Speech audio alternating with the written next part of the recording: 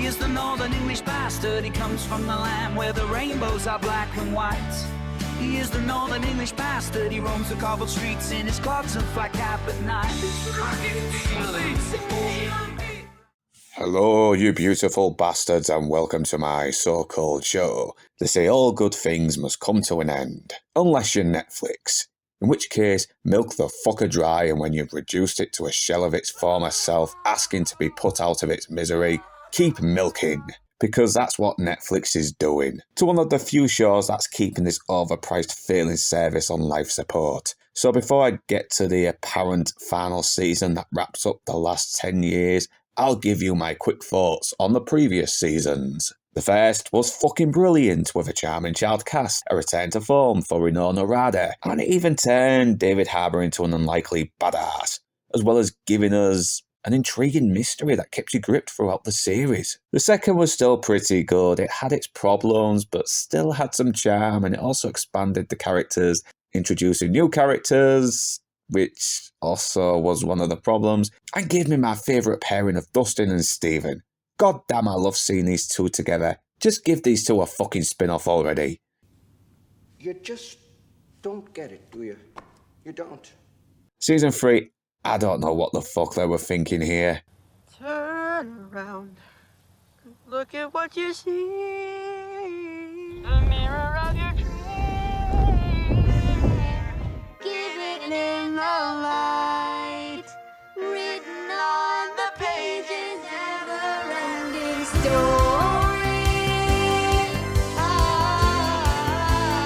Fuck off! Fucking dick!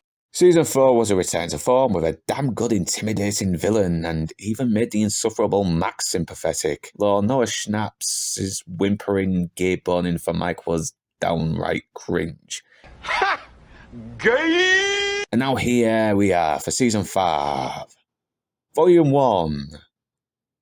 Slutty ladies and not so gentlemen, this is Season 5, Volume 1 of Stranger Things. That was the Stranger Things theme with fart noises, in case you didn't know.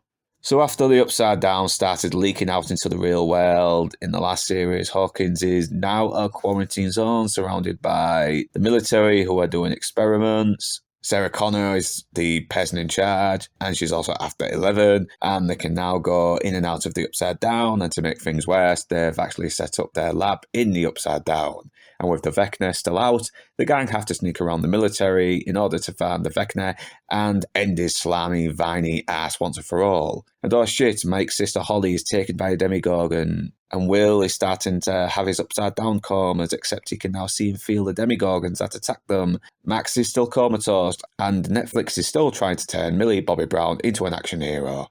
Oh, for fuck's sake. And Hopper is being an overprotective father, training her, but then saying she's not ready. And that is the simplest way to discuss the plot, because honestly, the creators somehow managed to turn this simple premise and make it more convoluted, overcrowded, and in all honesty, really tiring. And you can tell the writers were struggling to come up with any ideas to make a big portion of these characters relevant to the plot in ways that make sense. Even the chemistry that made the main child characters so endearing isn't there anymore, and that was all in the first episode. Christ, maybe Drinker was right that some of these characters should have been killed off. Stephen and Dustin's surrogate brother relationship lacks that awe factor it had in Season 2 and 3. Robin is still kooky like she was in Season 4, and not in an adorable way, but in a very annoying, not as adorable as I think I am kind of way, or as she thinks she is kind of way. And it's been a while since I last saw Season 3, but I seem to remember her actually being a little witty and charmingly snarky, despite the fact the show got up its own arse when she revealed she likes to eat other women's fishy slits. Oh my. But since Season 4, all she's done is convince me that Maya Hawke is just another Nepo baby. Oh, and she's a wacky DJ now, and why are Steve and Jonathan still bitching over Nancy? She was okay in Season 1, but wasn't anything that special, and sorry, but I don't buy her as a shotgun-toting badass. How the fuck is that skinny woman even able to lift a shotgun? I'm surprised the recoil didn't shatter her frail arms. Women, know your limits. You can tell this season is made by people making this shit up as they go along, and you know how I can tell? The show begins with a de-aged Will to justify Vecna's existence as the reason to why Will is affected by the Upside Down world, while also having the Vecna need an army of kids to build his world. Well, okay, well, why were you snapping people's limbs and making them period out of their eyes in the last season? Nothing makes sense. How is the Demogorgon able to take down the sober Mike's dad with ease, yet almost get its ass handed by a fucking drunk, alky, milfy Mike's mum? Oh, for fuck's sake. Thank God it ended up fucking her up in the end, otherwise I would have walked out of my own house. How did Holly end up in a normalish world despite being in the Upside Down? What was the point in Max? Why are the Duffer Brothers always giving us two-dimensional bullies with no actual smart writing to even justify their bullying antics? Fucking government stormtroopers are surrounding your town, never mind that Dustin's wearing a Hellfire shirt. There are much more important things to be fucking focused on. And Steve Carey is fucking wasted. One of the more likeable, charismatic of the teen actors, playing one of the more likeable of the teen characters, is just there. What the fuck? Fuck you. And okay, despite my bitching, there are still some good. Not a lot, but some. It wasn't a total slog to get through. I was still gripped, and thank God Noah Schnapp is given more to do his will and actually be useful instead of whatever the fuck he was doing in the last couple of seasons. And there was a cool reveal in the last episode. Not only that, they made his shitty, simple Jack haircut look tolerable. You make me happy.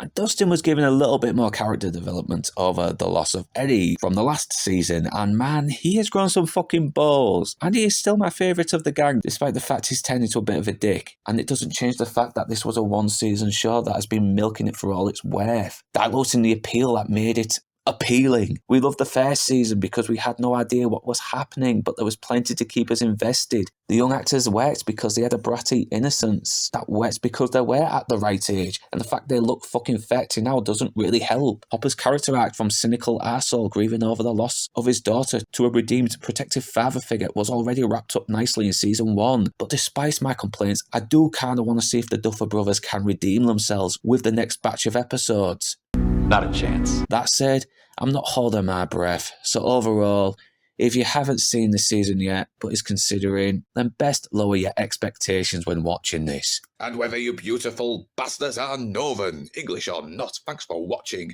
And do remember to like, comment, share, subscribe, and to ring that bell in order to be notified. And if you wish to further support this channel, then the links are in the description below. But right now, that's me done, and I'm off to the pub.